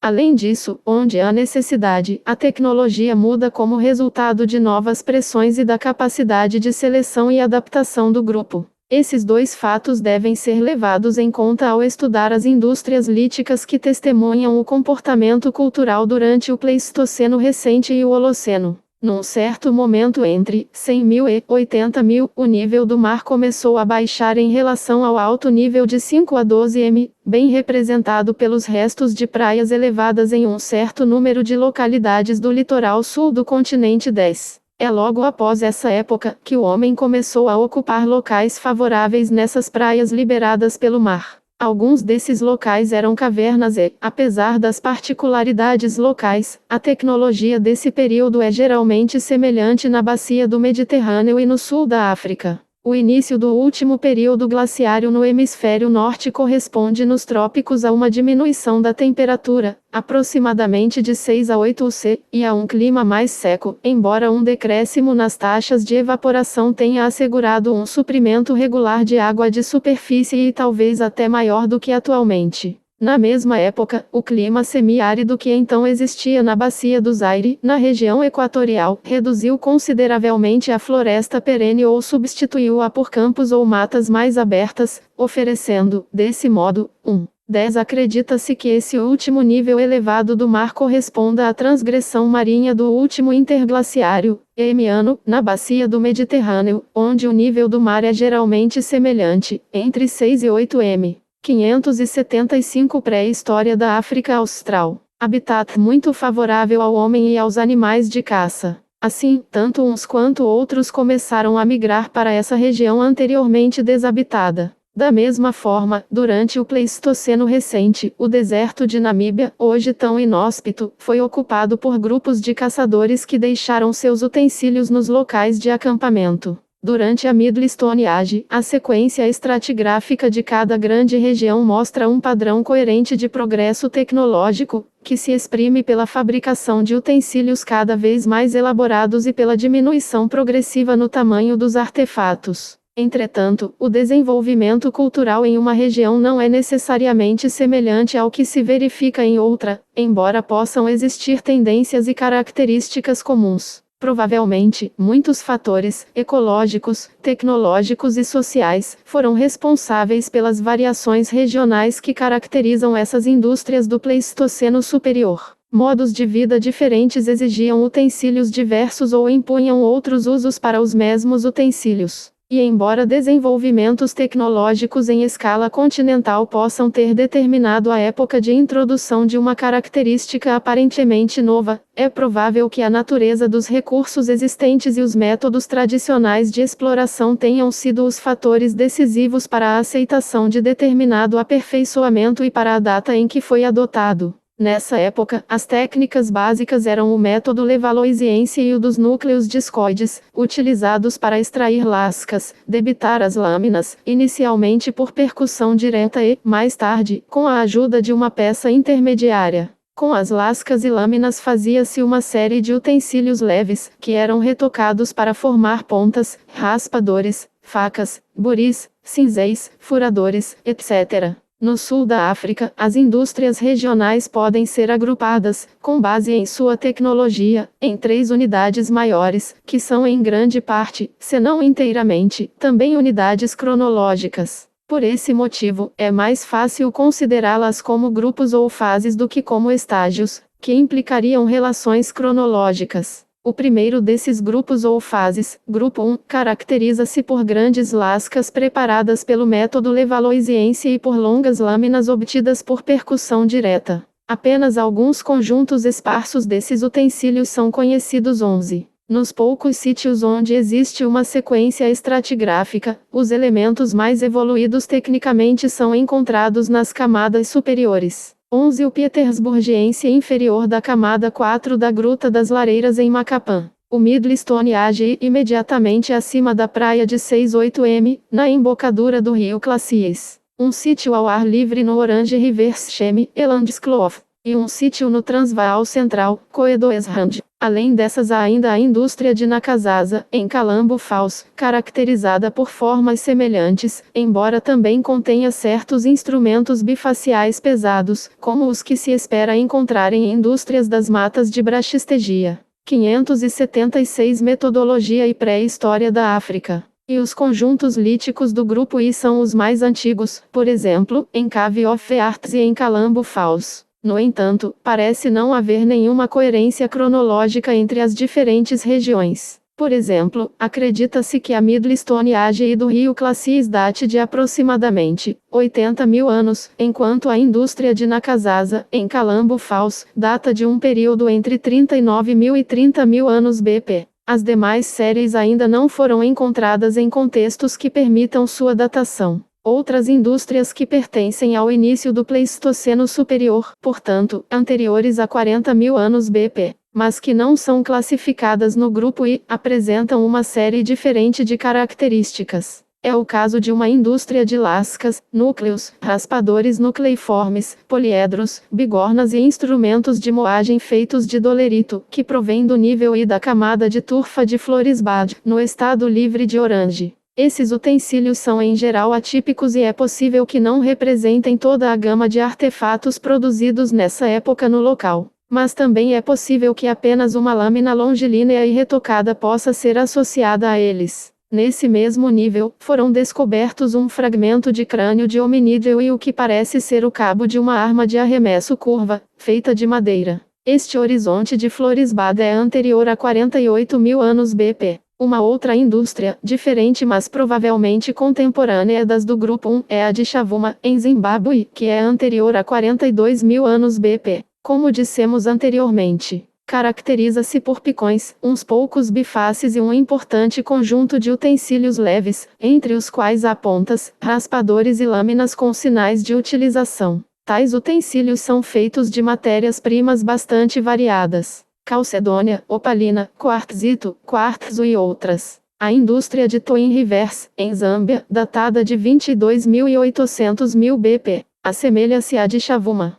Tal datação, porém, se estiver correta, acentua o fato de que um método baseado na tecnologia tem hoje pouco valor como meio de correlação entre indústrias de diferentes regiões. Muitas séries provenientes de cavernas e sítios de superfície são classificadas num segundo grupo, grupo 2, 12. Em geral, elas datam de um período entre 40.000 e 20.000 anos BP, mas podem às vezes prolongar-se como, por exemplo, no litoral sul. Tais indústrias caracterizam-se pelo uso diversificado das técnicas do núcleo discoide e levaloisiense, principalmente no que diz respeito à debitagem de lascas triangulares, e pela produção de grande número. 12 exemplos de indústrias do grupo 2. Camada 5 da Gruta das Lareiras. Camada I da Caverna de Mvulu, no Transvaal. Middlestone Age 2 do rio Clacies. Indústrias de Mossel Bay e da Caverna de Skildergat, no sul da província do Cabo. E Indústrias Tilbaense, da Caverna de Mumba, em Zâmbia.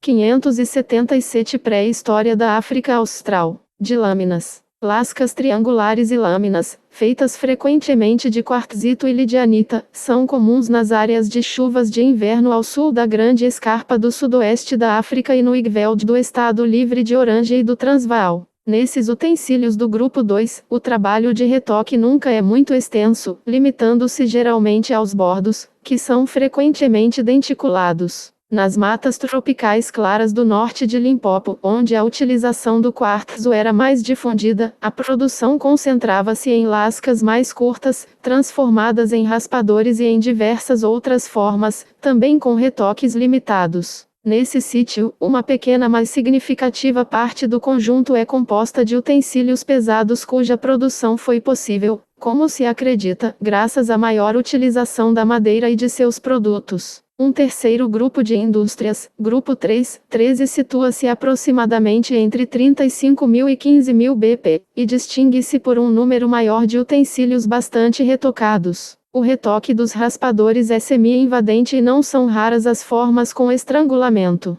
As pontas foliáceas podem ser retocadas inteiramente em uma ou ambas as faces. Os furadores e trituradores são característicos. De modo geral, os utensílios têm dimensões menores e apresentam um trabalho de retoque mais refinado do que o dos grupos anteriores. Além dos 3 grupos descritos, há um quarto, grupo 4, que se destaca por algumas diferenças significativas em relação aos outros. Tal complexo, conhecido como Magosiense ou Secondo Intermediate, combina uma forma evoluída e frequentemente miniaturizada das técnicas do núcleo discoide e do Levalloisiense com a produção de lâminas delicadas, de bordos paralelos, debitadas com o auxílio de uma peça intermediária de osso, chifre ou madeira dura. As matérias-primas escolhidas eram geralmente rochas criptocristalinas. As pontas triangulares ou foliáceas e os raspadores feitos com essas rochas, frequentemente pelos métodos do núcleo discoide e levalloisiense, são delicadamente retocadas, às vezes, acredita-se, por pressão. Ao lado desses utensílios tradicionais da Middle Stone Age, foram encontrados outros feitos com lâminas ou fragmentos de lâminas, muitos deles de tamanho reduzido, com um bordo desbastado, ou ainda utilizados e retocados de diversas maneiras, bem como vários tipos de buris, principalmente uma forma carenada ou poliédrica. Esse tipo de utensílios parece ser próprio de certas partes do subcontinente, por exemplo, Zimbábue, Zâmbia, a parte leste do estado livre de Orange, o sul da província do Cabo e algumas. 13 exemplos. A indústria do Pietersburgiense superior da Gruta das Lareiras e da Gruta de Mvulu ou da Gruta de Border, em Natal. A parte superior da indústria stilbaiense da Gruta de Peer, na província do Cabo. A indústria bambata das cavernas Kami, em Zimbábue. 578 Metodologia e pré-história da África. Figura 2011 Civilização sangoense de Zimbábue, variante do Zambeze, divisão superior. 1 e 2. Picões. 13 e 8. Machados nucleiformes. 4. Núcleo discoide. 5 e 6. Lascas retocadas. 7. Esferoide, Apud Clark, J. D. Testone Age Cultures of Northern Rhodesia. Cidade do Cabo, South African Archaeological Society, 1950. Prancha 12. Figura 2012 Indústrias da Middle Stone Age, provenientes de Twin Rivers, Zâmbia, datadas de 32.000 a 22.000 anos BP. 1. Raspador angular. 2. Lasca utilizada, destacada de um núcleo discoide de tamanho reduzido. 3. Raspador convergente. 4. Raspador sem ponta. 5. Pequeno raspador. 6 e 7. Bifaces pesados. 8. Biface. Todos os exemplares são feitos de quartzo, exceto o N. 3. Sílex negro, e o N. 8. Dolerito, Apud Clark, J. D. The Prehistory of Africa.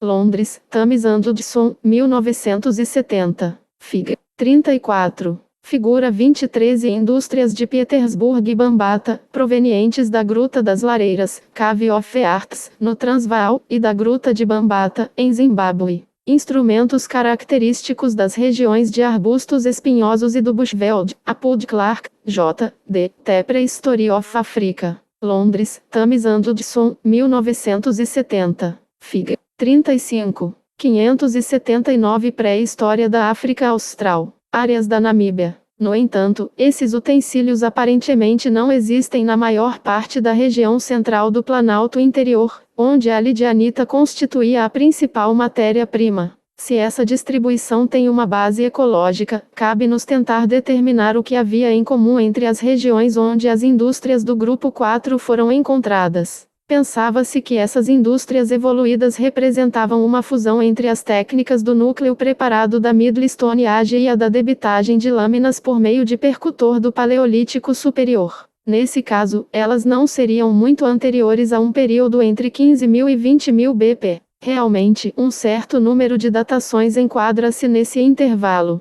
Mais recentemente, porém, várias datações muito anteriores a essas 14 foram obtidas para as indústrias do Grupo 4, que foram denominadas Magosienses ou, na África do Sul, Oesonsport, do nome do sítio, perto de Grahamstown, onde os primeiros utensílios característicos foram encontrados. Infelizmente, com exceção da caverna de Montagu na província do Cabo e da indústria de Changula em Zimbábue, ainda não existem informações precisas sobre a composição dessas descobertas, de modo que não sabemos se formam um conjunto homogêneo ou se existe mais de uma indústria entre elas. Supondo, por enquanto, que tais complexos sejam homogêneos, essas datas antigas indicam que uma tecnologia desenvolvida de lâminas coexistiu no sul da África com as tecnologias tradicionais das lascas preparadas da Middle Stone Age. O mesmo ocorre no norte da África, onde dois complexos contemporâneos, a cultura de Daba e o Ateriense, se diferenciam regionalmente. No passado, a evolução e a sucessão de indústrias líticas eram, em geral, explicadas pelos movimentos migratórios de populações geneticamente diferentes. Todavia, essa hipótese não é apoiada por outras evidências, sendo mais provável que o grau de adoção e difusão de utensílios entre populações de caçadores-coletores tenha dependido muito mais das vantagens de tais utensílios e de sua superioridade sobre o equipamento tradicional, sobretudo onde seu emprego facilitasse a exploração de novos recursos, a menos que implicassem a ocupação de regiões desabitadas, como o Novo Mundo ou a Bacia do Zaire e as zonas florestais da África Ocidental no fim do Pleistoceno Médio. As migrações de longa distância eram provavelmente raras entre os grupos de caçadores-coletores, relacionando-se. 14 As indústrias do grupo 4 receberam as seguintes datações. Na caverna de Montagu, entre 23.200 e 48.850. No rio Clacies, no sul da província do Cabo, em torno de 36.000 BP. Na caverna de Rose Cottage, no estado livre de Orange, 50.000. Para o Epipetersburgiense na caverna de Border, 46.300. A indústria de Changula em Zimbábue situa-se entre 21.700 e 780 e 25.650 anos BP. 580 Metodologia e Pré-História da África. Figura 2014 de 1 a 12. Utensílios em sílex e calcedônia, das indústrias wiltonienses da província do Cabo, na África do Sul, segundo Burkitt, M.C. 1928. 1, 2 e 3. Raspadores curtos. 4 e 5. Micrólitos retos com bordo não ativo aparado. 6. Furador. 7, 8 e 9. Segmentos de círculo. 10 e 11. Crescentes duplos. 12. Contas de casca de ovo de avestruz. Os exemplares 3, 4 e 12 provêm do abrigo na rocha de Wilton e os demais, da planície e do Cabo. De 13 a 20, utensílios das indústrias de Matopan, wiltoniense de Zimbábue, provenientes da caverna de Amadzimba, Matopos Hills, em Zimbábue, segundo Koch, C. K. e Robinson, K. R. 1954. 13. Furador espatulado de osso. 14. Ponta de osso com talão em bisel. 15. Elemento cilíndrico.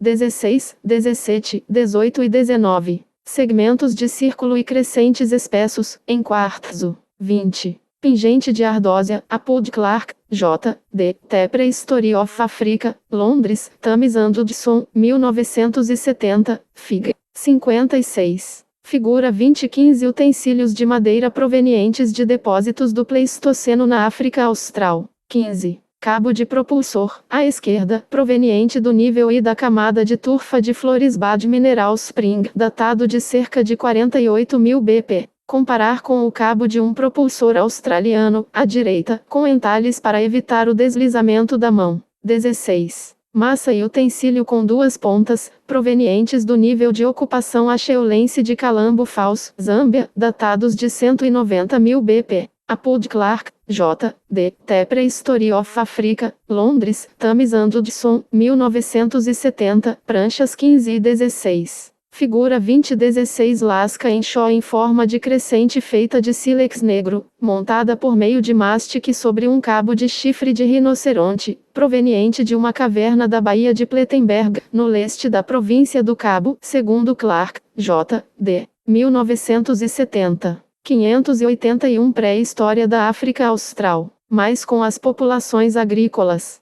A mais provável explicação para as mudanças observadas nos utensílios é a invenção independente por comunidades quase isoladas que dispunham de recursos e métodos de exploração semelhantes. Portanto, as mudanças seriam devidas mais à difusão de estímulos do que a grandes migrações étnicas. A título de explicação, é necessário examinar rapidamente os testemunhos fósseis do sul da África após o fim do Acheulense, aos quais o crânio de Saldanha parece estar associado. Como o crânio descoberto em Kabwe, Brokenhill, se assemelha bastante ao de Saldanha, é provável que não haja um intervalo de tempo muito grande entre os dois. O pequeno número de artefatos e esferoides leves provenientes de Kabwe, que parecem estar relacionados aos restos de hominídeos, não são característicos e poderiam pertencer a qualquer período entre o Acheulense recente e o início da Middle Stone Age. Nesse depósito foram encontrados horizontes de habitação em estratigrafia atribuídos a esse período, de forma que, embora se possa presumir que o crânio quase completo e outros restos sejam representativos da família de hominídeo responsável pelo sanguense local ou pelo acheulense final, esse fato não poderá ser comprovado até que o próprio fóssil seja datado por um método mais preciso.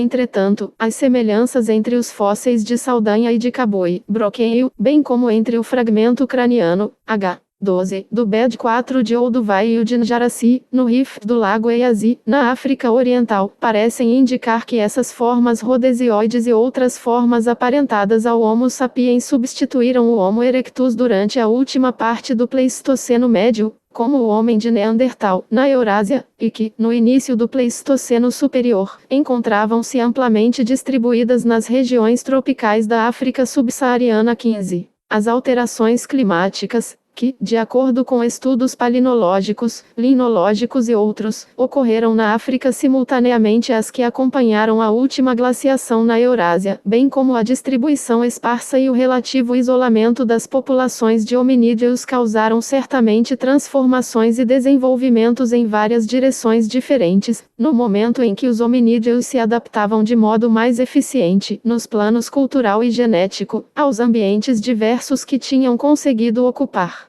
Quaisquer que tenham sido as causas, domínio da linguagem, evolução da estrutura social, tecnologia avançada ou outras, que deram ao homem moderno, Homo sapiens sapiens, uma vantagem inegável sobre as outras formas. 15 novas datações de 2 dos fósseis de hominídeos, obtidas através do método de racemização, indicam um período entre 100.000 e 200.000 BP. Bada, J. Comunicação pessoal. 582 Metodologia e pré-história da África. De hominídeos, é claro que elas são a base do intercâmbio genético acarretado pela substituição relativamente rápida das formas neandertaloides, rhodesioides e outras não tão bem adaptadas. O homem moderno, representado pelos crânios descobertos na formação de Kibish, na bacia inferior do Horno e em Canjera, na bacia do Lago Vitória, apareceu na África Oriental cerca de 200.000 anos BP. Na África do Sul, o crânio de Florisbad, que tem mais de 48.000 anos, pertence a uma forma primitiva e robusta, próxima do homem moderno.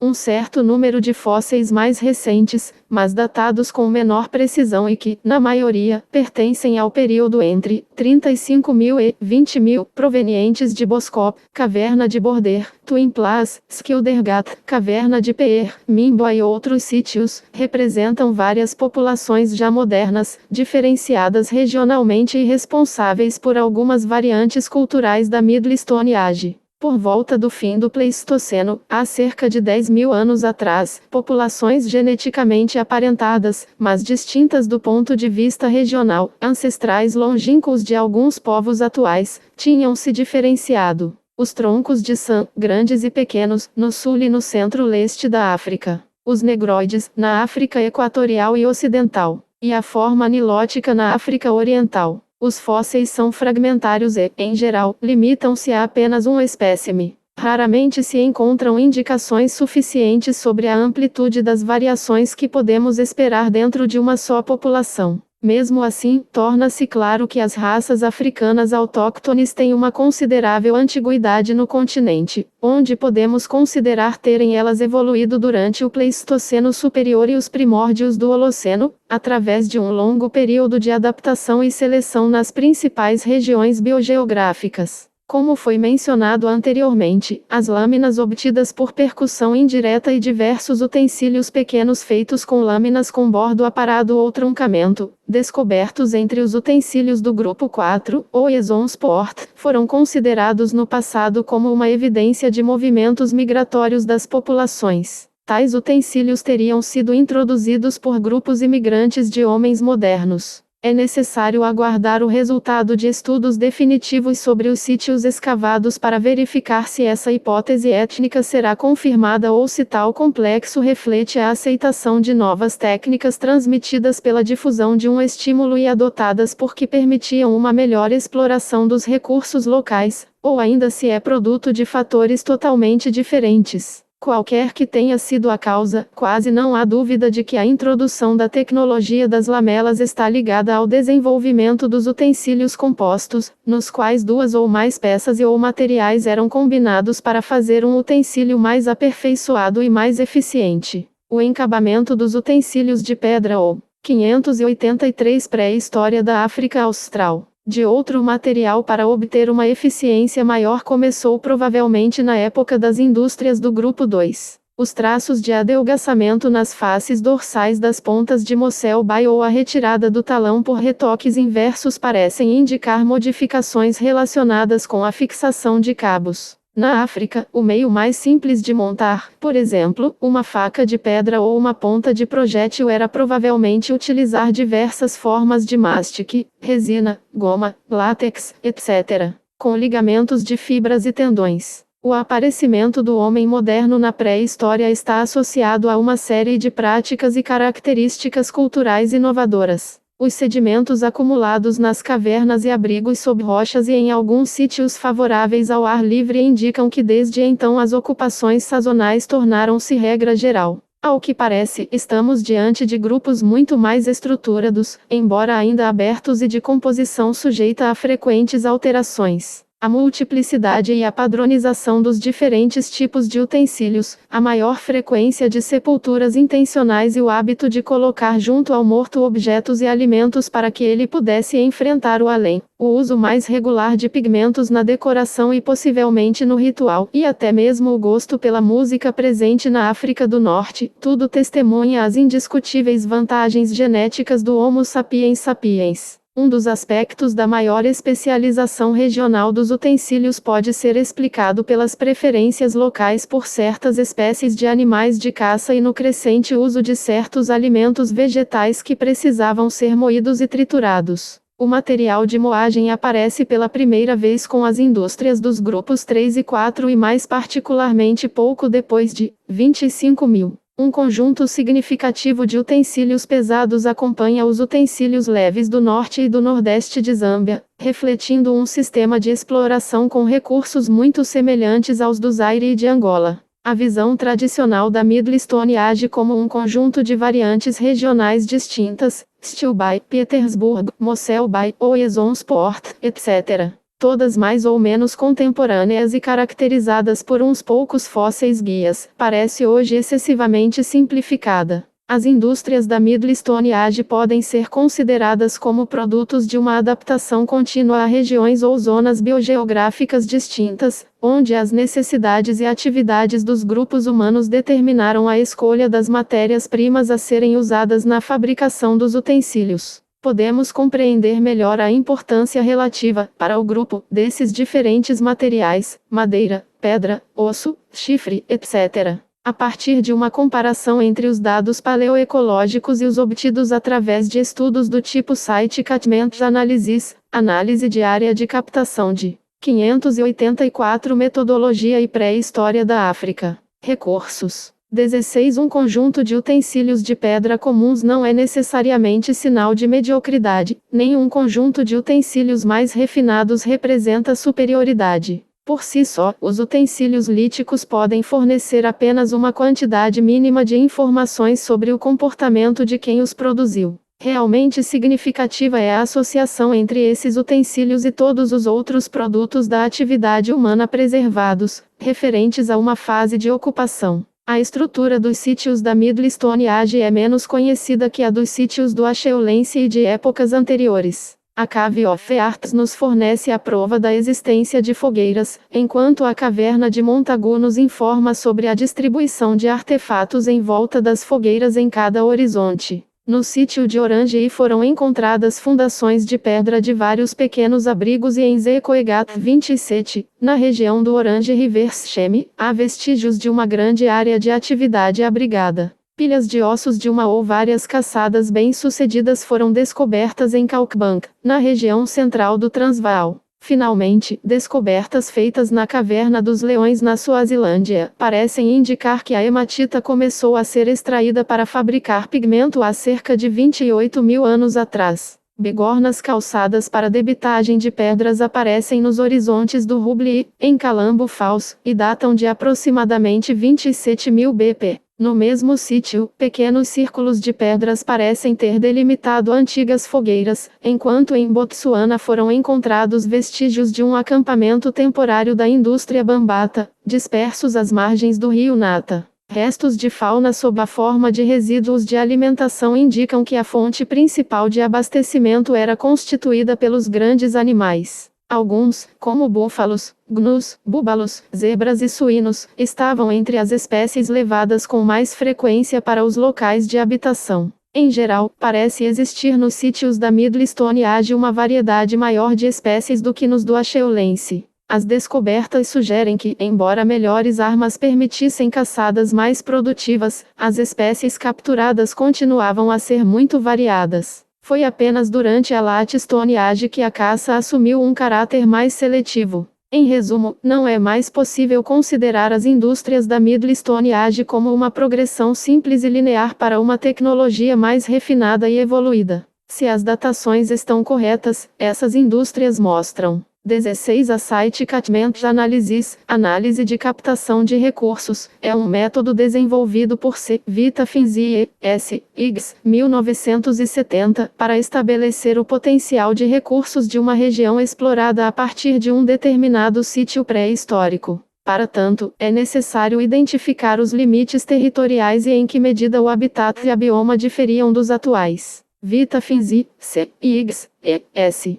Prehistoric Economy in Temo und Carmel Area of Palestine. Site Catchment Analysis. Proc. of Tepre. Soc. 1970, 36, p. 137. 585 Pré-História da África Austral. Ao contrário, várias técnicas diferentes com uma base essencialmente econômica. Essas técnicas influenciam-se mutuamente em graus diversos e podem evoluir em função das necessidades materiais. As diversas variantes identificadas provavelmente refletem preferências regionais quanto aos recursos e à sua extração, embora a maioria dessas variantes ainda precise ser mais bem definida. Em algumas regiões, certos sítios com estratigrafia, Cave of Arts, por exemplo, apresentam uma clara sequência evolutiva, enquanto em outras, Glaciers River, na costa meridional da África do Sul, e a caverna de Zombepata, em Zimbábue, a sequência estratigráfica mostra um padrão semelhante ao das tradições do Musteriense do oeste da França, e certos grupos podem se suceder sem continuidade aparente. A substituição de um grupo por outro pode ter tido uma origem econômica e refletir alterações ecológicas, indicando portanto novas preferências alimentares. Os raros testemunhos de que dispomos confirmariam essa hipótese.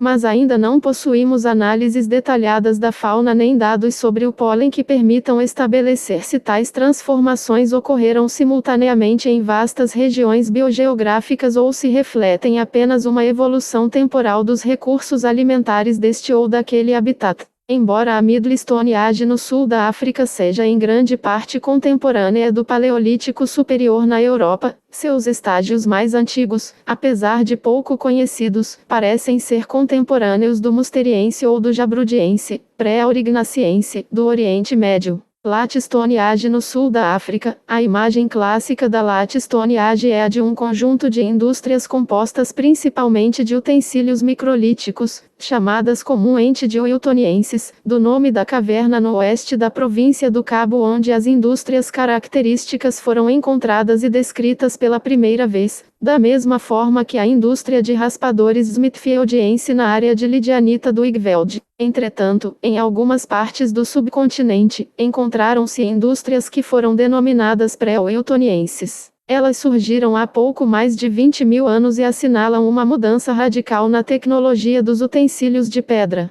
Os núcleos preparados da Middle Stone Age dão lugar a núcleos sem forma precisa dos quais são extraídas lascas irregulares. Os únicos utensílios que parecem preservar uma forma regular são diversos tipos de raspadores grandes, raspadores feitos sobre lascas ou abruptos e vários raspadores menores convexos. Espécimes desses utensílios foram encontrados em sítios do 586 Metodologia e Pré-História da África. Litoral Sul 17 do Estado Livre de Orange 18, do Transvaal 19 e da Namíbia 20, onde estão associados à matança de 3 elefantes. Em Zimbábue, a indústria equivalente é o pomonguiense, que se situa entre 9.400 e 12.200 BP. Ela está particularmente associada a extensas fogueiras de cinzas brancas, e algumas das primeiras pontas de osso pertencem a essa época. Uma indústria possivelmente relacionada à pomonguiense é um dos níveis da caverna de Leopardsil, em Zâmbia, que data de 21.000 a 23.000 BP. Outras descobertas desse tipo, até agora sem datas, foram feitas em Pondoland, caverna de Ungazana, no Vale do Médio Zambeze, em Zâmbia, Lukanda, e em outras regiões. Essa distribuição geográfica indicaria que tal mudança tecnológica radical pode ter sido bem geral entre 20.000 e 9.000 anos atrás. Suas causas são ainda incertas, mas o autor deste capítulo presume que ela poderia ser o resultado de uma associação entre alterações ambientais ocorridas nessa época, e que, segundo se acredita, deixaram vestígios em alguns sítios do sul da África, por exemplo, na Baía de Nelson, em Zombepata, etc. E o desenvolvimento ou a difusão de equipamentos e técnicas mais eficientes, relacionados em especial com novos métodos de caça. Algumas evidências indicam que essas indústrias pré-wiltonienses estavam associadas à caça de grandes animais ungulados, búbalos, gnus, antílopes azuis e zebras. Além disso, na caverna da Baía de Nelson, elas parecem coincidir com uma alteração ecológica ocorrida pouco depois de 12.000 BP, quando a fauna das pradarias foi substituída por espécies da floresta perene. Além disso, o aparecimento de uma grande quantidade de animais marinhos entre os restos indica que o aumento do nível do mar nos estágios finais do Pleistoceno tinha tornado possível a exploração direta da fauna marinha a partir dessa caverna. Acredita-se hoje que as indústrias de lamelas com uma alta porcentagem de utensílios microlíticos com bordo aparado tenham surgido no sul da África Central muito antes do que se pensava inicialmente. Uma das primeiras é representada pelo estágio mais antigo na Chicufiense, na Chicufui, em Zâmbia, em que a data mais antiga é 16.715-95 BP. Uma indústria wiltoniense local surgiu em 17 a caverna da Baía de Nelson, datada entre 18.000 e 12.000 BP. Matges River, datada entre 11.250 e 10.500 BP. Ioakurst. Na caverna da Baía de Nelson, uma indústria que recobre a indústria de raspadores abruptos data de 12.000 a 9.000 BP. A maioria dos utensílios são feitos sobre lascas grandes. Não há formas microlíticas. Uma indústria pré-wiltoniense semelhante é encontrada em outros sítios na região montanhosa do sul, por exemplo, em Melkoutboon, onde data de 10.500-190 anos BP. 18 Smithfielda, por exemplo, a indústria da fase Ides Ecoegat 13. 19 Whitcomb, datado de 7.680 BP. 20 Oindoek, datado de 10.000 BP. 587 Pré-História da África Austral. Zimbábue aproximadamente em 12.000 BP. Gruta de Changula, e na África do Sul um pouco mais tarde, 8.000 a 5.000 BP. Esses exemplos da África Centro-Sul encontram paralelo nas indústrias puramente microlíticas de lâminas com bordos, provenientes de sítios da África Oriental, os de Uganda, Gruta de Munyama, Ilha de Buvuma, 14.480-130 BP. Do Rift de Nakuru Naivasha, em Quênia, Prolonged Drift, 13.300-220 BP. E da Tanzânia Central, abrigo sob rocha de Kiezeze, 18.190-300 BP. Uma indústria relacionada a essas, mas distinta regionalmente, é o titoliense, na Bacia do Zaire, 12.970-250 BP. A tradição dos micrólitos coincide com o desenvolvimento de formas cada vez mais eficientes de utensílios compostos, entre os quais um dos mais significativos foi o arco e flecha. Não se sabe em que data essas armas surgiram pela primeira vez na África, o que ocorreu provavelmente durante a última fase do Pleistoceno. Tão importantes quanto os segmentos de círculo e outros utensílios de pedra com bordo aparado, usados como armaduras de flechas, foram os diversos tipos de pontas de osso e pontas de arremesso, provavelmente também utilizados como pontas de flechas. Alguns deles, sem dúvida, remontam a 12.000 anos BP. Acredita-se que seja possível reconhecer sequências evolutivas nessas indústrias microlíticas em diversas partes do sul da África. Em outras regiões, porém, como no noroeste de Zâmbia, o núcleo discoide persistiu aparentemente até o segundo milênio antes da era cristã, enquanto em outras partes, no estado livre de Orange, por exemplo, os elementos microlíticos wiltonienses parecem ter desaparecido, dando lugar a indústrias onde predominaram os raspadores. Smithfield B. Conhecemos um número maior de sítios da Late Stone Age que da Middle Stone Age e há razões para supor que o início do Holoceno foi um período de crescimento demográfico. Foi também a partir dessa época, por volta de 10.000 BP, que as cavernas e os abrigos sob rochas passaram a ser ocupados com frequência cada vez maior. Os recursos locais foram explorados mais intensamente que antes e os restos de fauna encontrados nos sítios de habitação mostram a crescente importância dada à caça e à captura de determinados animais. O sistema de exploração provavelmente não se diferenciava muito do que é utilizado hoje pelos Sandu Kalari e por outros grupos de caçadores-coletores da zona tropical árida. Os deslocamentos e o território de um grupo eram determinados pela disponibilidade sazonal de recursos de água, vegetais e animais, havendo sem dúvida contatos regulares entre grupos vizinhos. Os que viviam perto do mar ou de fontes de água doce exploravam agora os recursos locais: peixes, moluscos e mamíferos aquáticos. Outros caçavam sobretudo as grandes manadas de antílopes, e outros ainda animais de pequeno porte. Na região montanhosa do sul da província do 588 Metodologia e Pré-História da África. Cabo, as formas mais comuns de utensílios de pedra são diversos tipos de pequenos raspadores. Os resíduos de alimento provêm, em sua maioria, de pequenos mamíferos, provavelmente capturados com o auxílio de armadilhas. Por outro lado, em Zimbábue, Zâmbia e outras regiões, nas pradarias e florestas claras, as indústrias contêm grandes quantidades de segmentos de círculo microlíticos e lamelas com bordo aparado associados aos restos de grandes mamíferos. Esses utensílios indicam que as principais armas eram provavelmente o arco e a flecha. Os micrólitos eram encabados sozinhos ou aos pares, formando largas pontas cortantes, semelhantes às do Egito dinástico e às poucas flechas feitas pelos San da época histórica e que foram preservadas. A extensão territorial dos grupos de caçadores dependia provavelmente de vários fatores ecológicos. Na região oeste da província do Cabo, Dianjin, demonstrou-se que os grupos pré-históricos de San passavam o inverno na costa, nutrindo-se principalmente de alimentos marinhos, e o verão, nas montanhas, cerca de 140 km para o interior, onde a dieta consistia em diversos vegetais, daimões, tartarugas e outros pequenos animais.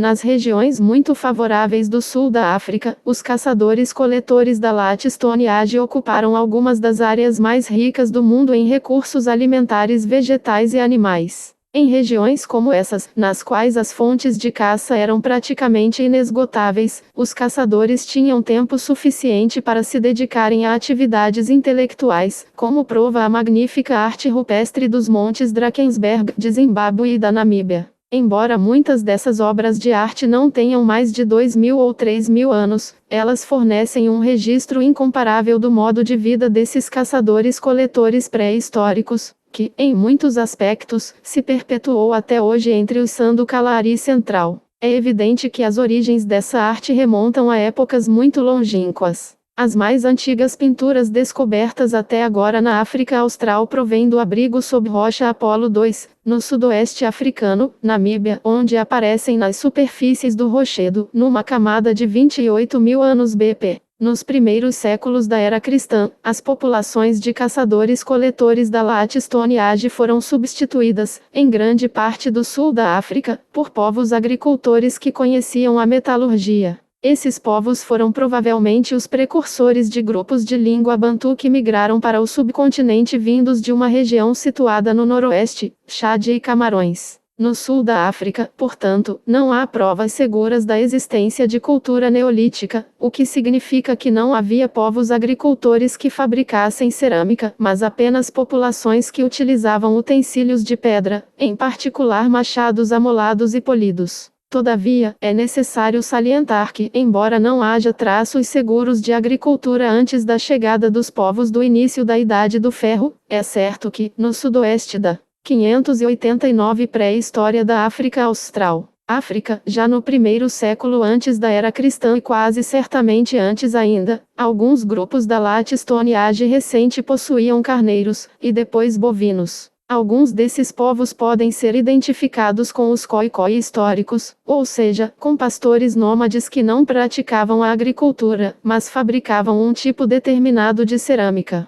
No entanto, nenhum vestígio de habitat pastoril claramente identificado foi descoberto até agora. Portanto, já que não podemos recorrer às pesquisas arqueológicas, nossas informações sobre tais grupos devem ser obtidas em fontes históricas. Uma questão que também está sem resposta refere-se à origem de seu gado. Com base em dados linguísticos, alguns autores sugerem que ele provinha de povos que falavam línguas do Sudão Central e Oriental. Outros, porém, acreditam que esses animais vinham de povos migrantes do início da Idade do Ferro. Qualquer que seja sua origem, é pouco provável que essa fase pastoril seja anterior a 300 anos antes da era cristã, tendo terminado no século XVIII. Assim, os dados fornecidos pelos estudos da pré-história na África Austral mostram o importante papel desempenhado pelo Alto Planalto Interior na evolução do homem como fabricante de utensílios. A crescente engenhosidade e eficiência com que as sucessivas populações de hominídeos desenvolveram padrões de comportamento e equipamento cultural que lhes permitiram explorar de modo cada vez mais intenso os recursos dos ecossistemas onde viviam, ajudam a explicar as diferenças étnicas e culturais que distinguem os povos autóctones do sul da África hoje, San, Khoikhoi, Bergdama, Ovatjimba, Toa e Bantu.